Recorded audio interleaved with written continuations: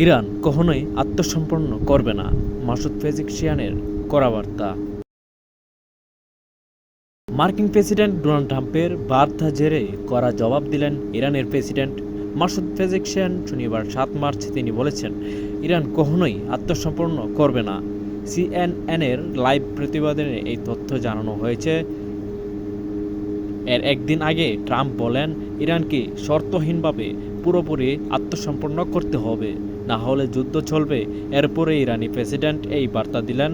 রাষ্ট্রীয় টেলিভিশন বার্তায় Masoud Pezeshkian বলেন, তারা আমাদের নিঃশর্ত আত্মসমর্পণের স্বপ্নকে কবর নিয়ে যাবে। এদিকে এর আগে ভয়ঙ্কর বার্তা দিয়েছেন যুক্তরাষ্ট্রের অর্থমন্ত্রী স্কট বেসেন্ট। ফক্স নিউজকে দেওয়া এক সাক্ষাৎকারে স্কট বেসেন্ট বলেছেন, ইরানের উপর আজ রাতে আমাদের বৃহত্তম বোমাবর্ষণ কর্মসূচি পরিচালিত হবে।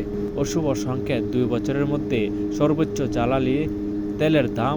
ইরানে হামলার জেরে ট্রাম্পের ভোট অফ পিস থাকছে না ইন্দোনেশিয়া।